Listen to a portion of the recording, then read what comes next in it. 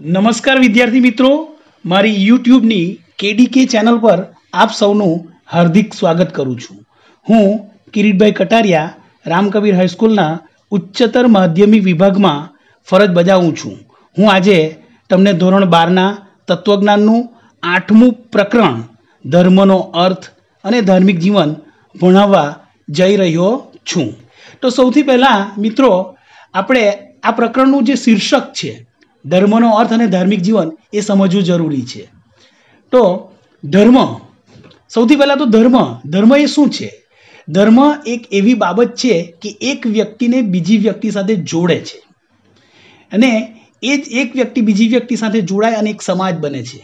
એટલે ધર્મ એ બહુ મોટી વસ્તુ છે, બહુ વ્યાપક બાબત સાથે જોડાયેલી વસ્તુ છે. ને આ ધર્મ છે તો જ માણસ એ માણસ છે, નહીતર એ પશુ જેવો બની જાય છે. એ ધર્મ છે. અને ધાર્મિક જીવન એ શું છે? તો આ ધર્મને પોતાની સાથે રાખીને જીવન જીવાય એને આપણે ધાર્મિક જીવન કહીશું. તો ધાર્મિક જીવન જીવતો હોય એ માણસ બીજા કરતાં અલગ પડતો હોય છે, કારણ કે જ્યારે એણે પણ એના જીવનમાં કોઈ પણ પ્રસંગોમાં કોઈ પણ નિર્ણય લેવાનો આવે ત્યારે ધર્મને ધ્યાનમાં રાખીને નિર્ણય લેતો હોતો હોય છે. એટલે એના નિર્ણય પશુ સમાન નથી હોતા. તો આટલી સમજ પછી આપણે હવે પાઠની આ જે પ્રકરણ છે એની પ્રસ્તાવનામાં જઈશું. તો સાંપ્રત સમયમાં માર્ગ ભૂલેલા વિશ્વને ધર્મની ટાટી જરૂર છે. હવે સાંપ્રત સમય એટલે અત્યારનો એકદમ જે લેટેસ્ટ સમય છે એમાં ઘણા લોકો ભલે સમય આટલો બધો આગળ છે છતાં પણ પોતાનો જે માર્ગે ચાલવાનો એ માર્ગને ભૂલી રહેલા છે. અને આ વિશ્વને અત્યારે જો કોઈ માર્ગ બતાવનાર માર્ગદર્શક કે પથદર્શક હોય તો એ ધર્મ છે. એટલે ધર્મની દરેક જણની આજે તાતી જરૂર છે, એટલે વધારે પડતી જરૂર છે. વૈજ્ઞાનિક શોધખોળો દ્વારા માનવીએ કરોડો અને અબજો માઇલોના અંતરને ટૂંકાવી નાખ્યા છે.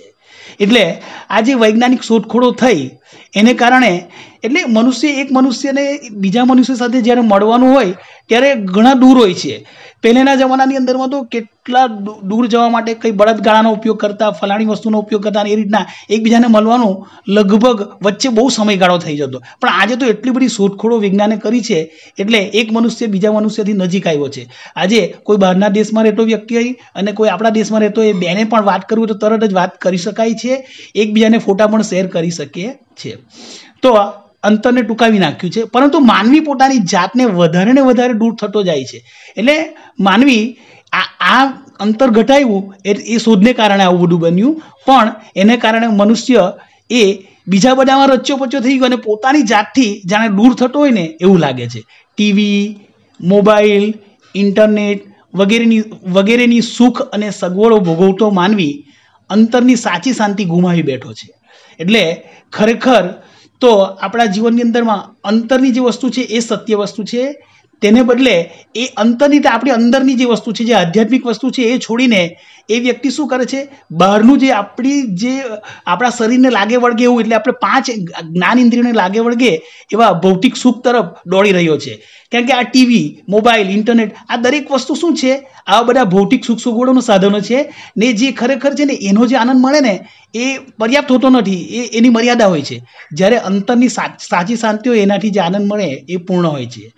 તે એક પ્રકારનો આંતરિક ખાલીપો અનુભવે છે અને એટલા માટે જ એ બહાર દોડ કર્યા કરે છે. ખરેખર અંદરથી એને તૃપ્ત હોવું જોઈએ, એ તૃપ્તિ નથી હોતી એટલે ખાલીપો અનુભવે છે. આ સંદર્ભમાં વિશ્વકવિ રવિન્દ્રનાથ ટાગોર તેમના પુસ્તક, હવે રવિન્દ્રનાથ ટાગોરનું નામ તમે સાંભળ્યું હશે તો એના પુસ્તકની આપણે વાત કરવા જઈ રહ્યા છે. માનવ ધર્મ નામનું જેનું પુસ્તક છે એની શરૂઆતમાં એ લખે છે, રસ્તો બહાર જતો હતો ત્યાં તેને અર્થ મળ્યો નહીં ને તે ઘર તરફ વળ્યો ત્યાં એને અર્થ મળ્યો. એટલે કે રસ્તો બહાર જતો હતો એટલે અહીંયા કયા રસ્તાની વાત કરે છે? આપણે આપણા ઘરમાંથી નીકળીને બહાર જઈએ એ રસ્તાની વાત નથી કરી રહ્યા. અહીંયા ઘરની બહાર નીકળી અને બહાર જવું એ રસ્તો નહીં, પણ ઘર એટલે આપણા શરીરની વાત કરી રહ્યા છે. આપણે શરીર માટે એવું કે રસ્તો બહાર જતો હતો એટલે આપણે શરીરની બહાર સુખ શોધવા ગયા. એ ભૌતિક સુખ મળે, એ આપણને આનંદ આપનારું નથી. અને પછી એમ કહે છે કે ત્યાં તેને અર્થ મળ્યો નહીં, એટલે તેમાં એને કંઈ પ્રાપ્ત થતું નથી. તે ઘર તરફ વળ્યો ત્યાં તેને અર્થ મળ્યો. ઘર એટલે આપણું શરીર, એમાં વળે ને ત્યારે જ ખબર પડી ને તેમાં ખરો અર્થ મળ્યો. કારણ કે આપણા શરીરની અંદરમાં જ એ સુખનું, પરમ સત્યનું સ્થાન છે, જેને આપણે પરમાત્મા કહીએ છીએ. એટલે ત્યાં ખરેખરો અર્થ મળે છે, એમ આપણને વિશ્વકવિ રવિન્દ્રનાથ ટાગોર કહે છે. હવે કવિવર ટાગોરના આ કથનનું તાત્પર્ય એ છે કે માનવી જ્યાં સુધી ભૌતિકતા તરફની આંધળી દોટમાં પરોવાયેલો રહે છે ત્યાં સુધી પોતાના જીવનનો અર્થ પામી શકતો નથી. હા, બરાબર. ટાગોરજી એવું કીધું છે, એનો અર્થ એવો સમજાવ્યો છે કે આપણે જે મનુષ્ય છે, જ્યાં સુધી આ બધી ભૌતિક સુખો છે, ભૌતિક સુખો એટલે આપણી જે 5 જ્ઞાન ઇન્દ્રિય, આપણે 5 જ્ઞાન ઇન્દ્રિય વિશે તો તમને ખબર જ હશે મિત્રો. 5 જ્ઞાન ઇન્દ્રિય એટલે એની અંદરમાં કઈ આવશે?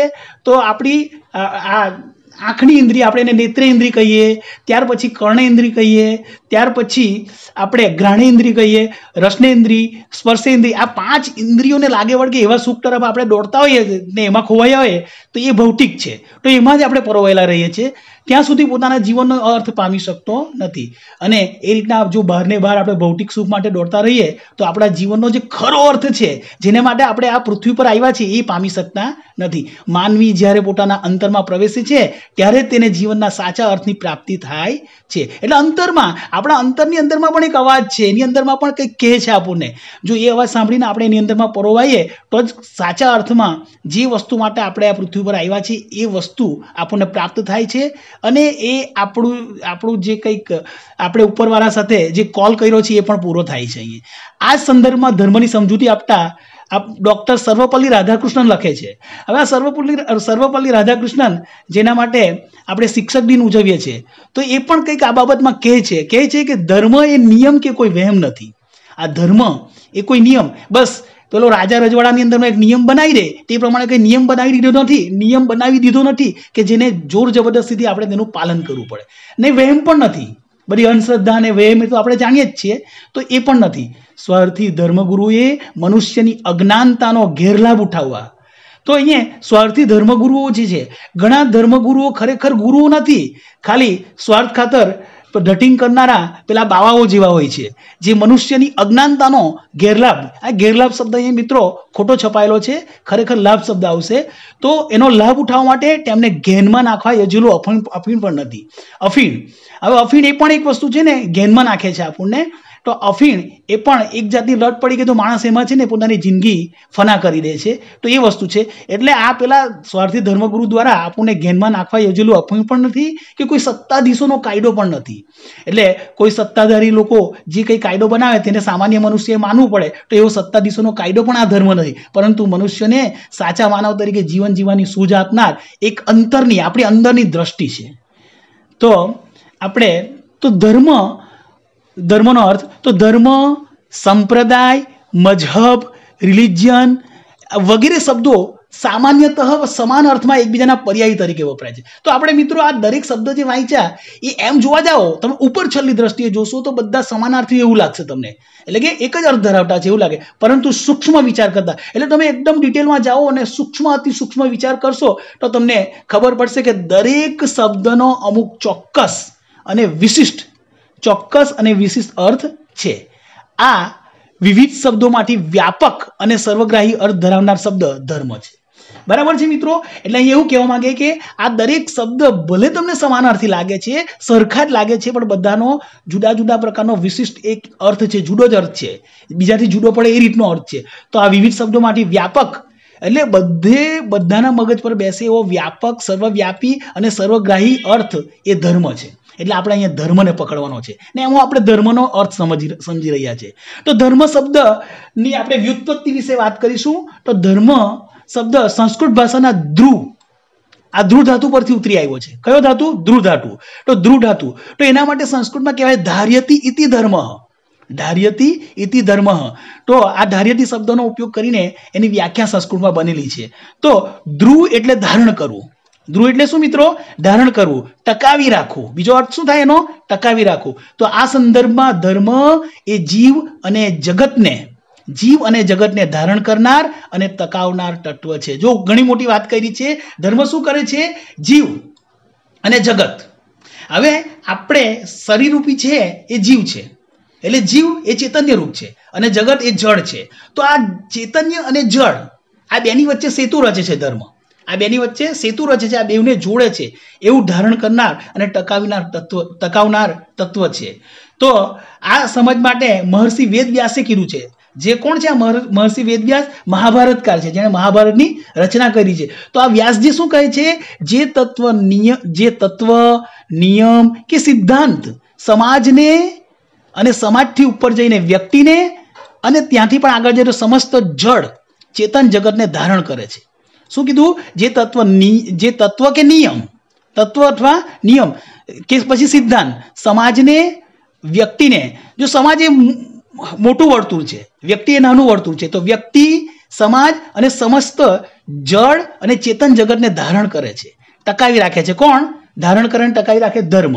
તો સમગ્ર વિશ્વનું નિયમન કરે છે, જે સમગ્ર વિશ્વનું રક્ષણ કરે છે તે ધર્મ છે. આવું એટલે આ વ્યાખ્યા મહર્ષિ વેદવ્યાસજીએ કરી છે. બરાબર મિત્રો? તો હવે આગળ આપણે જઈએ તો ધર્મ માટે વપરાતો અંગ્રેજી શબ્દ. હવે અંગ્રેજી શબ્દ કયો છે ધર્મ માટે વપરાતો? તો રિલિજન. એ લેટિન શબ્દ છે. એ ક્યાંથી આવ્યો છે? લેટિન ભાષામાંથી લેટિન શબ્દ છે. તો એને આપણે એની તોડફોડ કરીએ અને સમજીએ તો રિલિજનનો રી અને પછી લિગ્રી માંથી આવેલો શબ્દ છે, જેનો અર્થ છે ફરી બાંધવું. રી એટલે ફરી, રી લિગ્રી એટલે ફરીથી બાંધવું. ફરી જે વસ્તુ શરૂઆતમાં બંધાયેલી, શરૂઆતમાં જેનું જોડાણ હોય એને પાછું જોડવું, ફરીથી બાંધવું, એ અર્થ છે.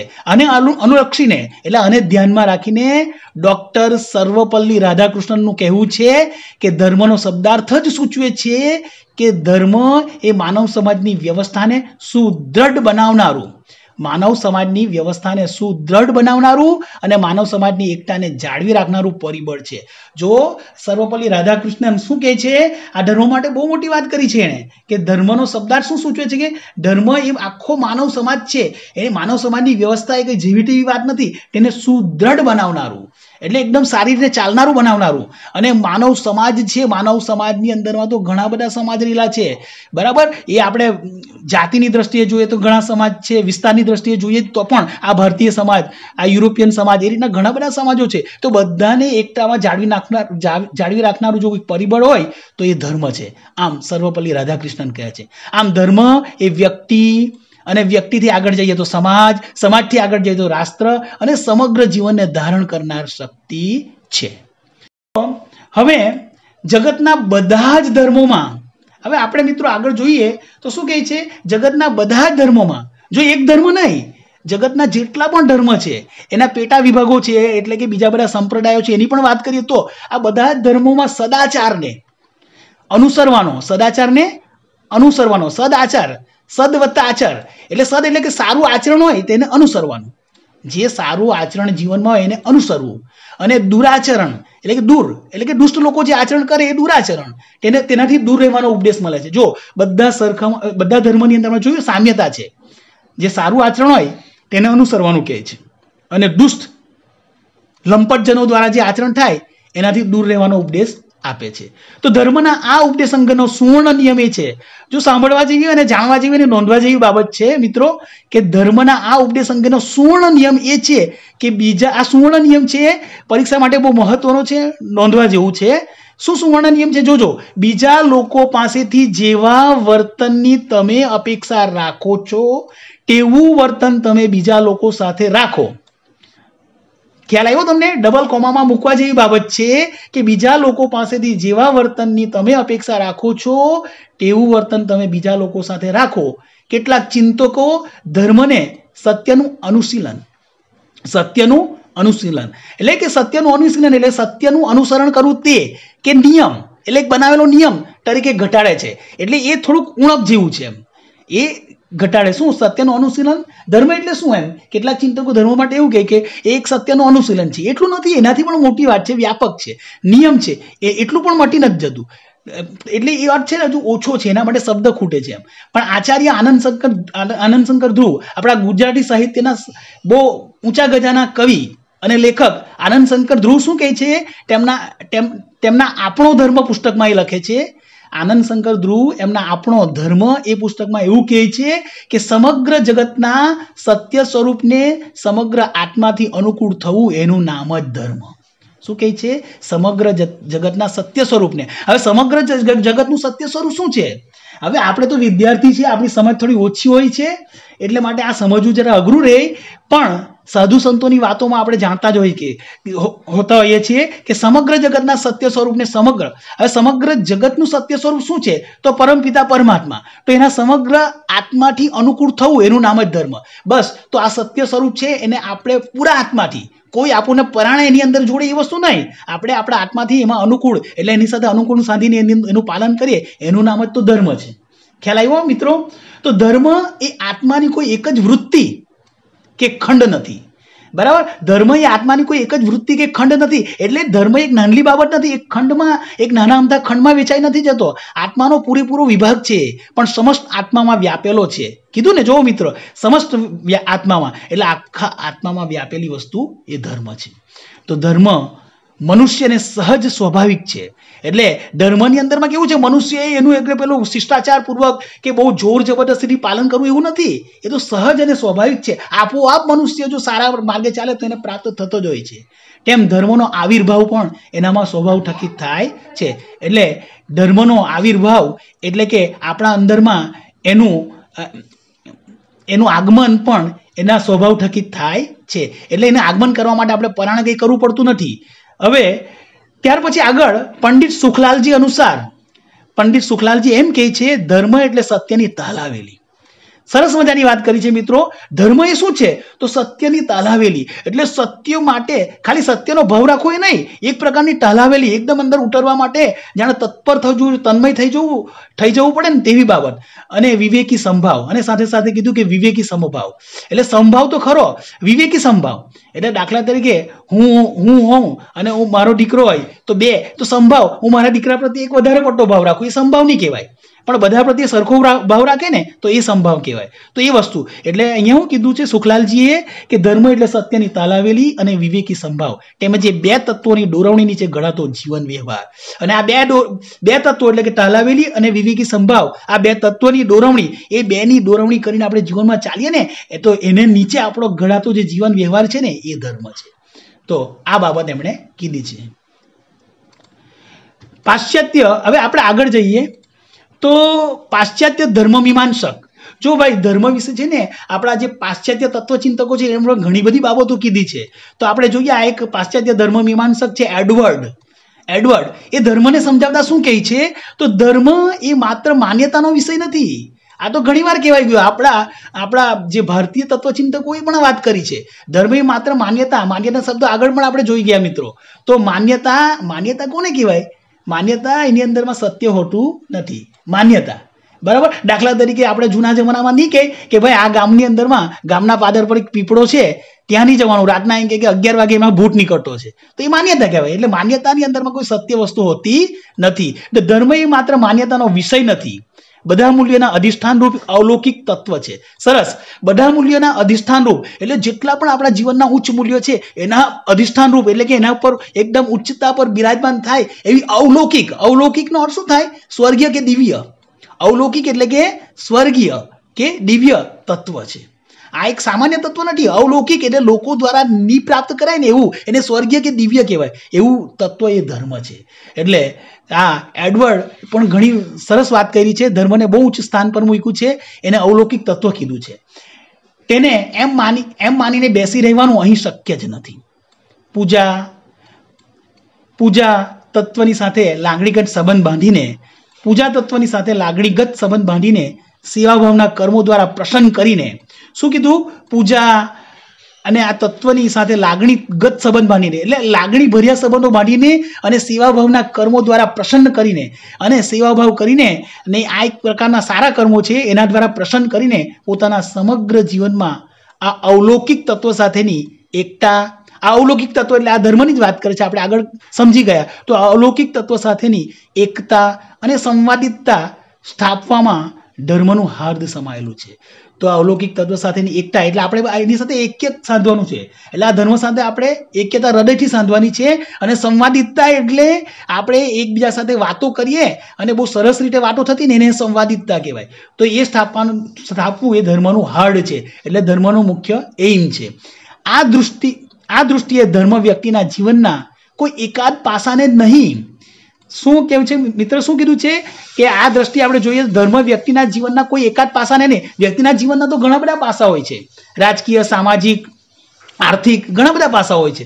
તો એવા એક જ પાસાને નહીં, પરંતુ તેના સમગ્ર વ્યક્તિત્વને, એનું સમગ્ર વ્યક્તિત્વને આવરી લેનારું તત્વ છે. એટલે એના વ્યક્તિત્વના કોઈ પાસાને નથી સ્પર્શી શક્યું એવું બનતું નથી. ધર્મની ઉપરયુક્ત સમજણ પરથી એ સ્પષ્ટ થાય છે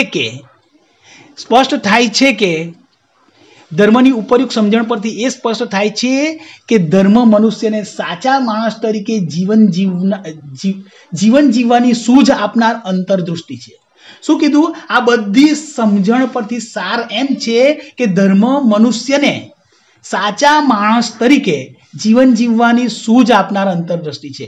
એટલે ધર્મ એ મનુષ્ય જે છે, મનુષ્ય તરીકે અવતાર લીધો એટલે માણસ તો છે જ, પણ સાચા માણસ તરીકે જીવન જીવવાની કોઈ સમજ આપે, સૂઝ આપે, રસ્તો દેખાડે કે અંતરદૃષ્ટિ એ ધર્મ છે.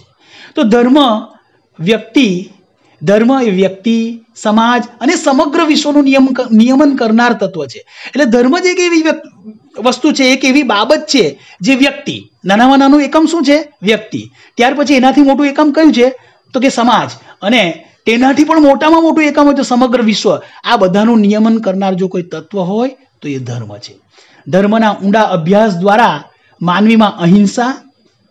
જો મિત્રો હવે આ ધર્મની તો એટલી બધી ઊંચી વાતો કરી દરેક તત્વચિંતકોએ, અને પછી છેલ્લે એમ પણ કહે છે કે ધર્મનો ઊંડો અભ્યાસ તમે કરો તો તે દ્વારા આપણા મનુષ્યની અંદરમાં કયા કયા ગુણો પ્રગટે છે. તે કહે છે કે અહિંસાનો ગુણ. ધર્મ દ્વારા મનુષ્યમાં અહિંસાનો ગુણ આવે. ઉદારતા, સત્ય, સહિષ્ણુતા, નિર્ભયતા, પ્રેમ, શાંતિ, કરુણા વગેરે જેવા માનવતાના ગુણો સ્થાપિત થાય છે. તો કઈ રીતના આ ગુણો સ્થાપિત થતા હોય છે? દાખલા તરીકે પહેલો ગુણ કીધો કે અહિંસા. તો ધર્મ દ્વારા અહિંસા કઈ રીતના મનુષ્યમાં આવે છે? તો મિત્રો એક વસ્તુ તમે વિચારજો, પહેલાના જમાનામાં કેવું હતું કે રાજા રજવાડાની અંદરમાં આ રાજ્યનો જે રાજા છે એ પાડોશી જે રાજ્યનો રાજા છે એનાથી ગભરાતો હતો, ડરતો હતો. એને એવું થાય કે જો હું ઓછો શક્તિવાળો બનીશ ને અને હું જો નિસહાય બની જઈશ તો બાજુવાળો રાજા મારા પર ચડાઈ કરશે ને મારું રાજ્ય પડાવી લેશે.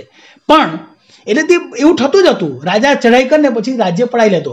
પણ ત્યારે કેવું કે રાજા વિચારે નહીં કે આ વસ્તુ મારી નથી તો મારે નહીં લેવાની.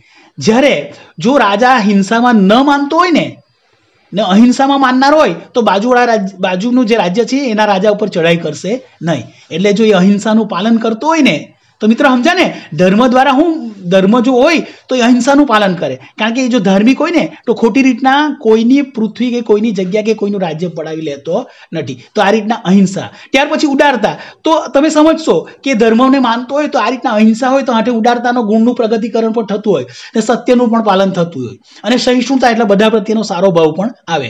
અને નિર્ભયતાનો ભાવ તો આવવાનો જ, એનું કારણ કે જો બાજુવાળો રાજા રાજ્ય પર ચઢાઈ જો નહીં કરે તો પછી એ લોકો એકબીજાના મિત્ર બને, નિર્ભય. કારણ કેમ નહીં એવું કરે કે ધર્મ કહે છે કે આ ખોટું છે, આવું નહીં કરાય. એટલા માટે નિર્ભયતાના ગુણનું પ્રગતિકરણ પણ થાય. ને જો નિર્ભયતા હોય, એકબીજા સાથે મળીને સમજીને જો રહેતા હોય તો પ્રેમ પણ ત્યાં ઉપજે. બંને રાજાઓ વચ્ચે, બંને મનુષ્ય વચ્ચે પ્રેમનું પ્રગતિકરણ પણ થાય.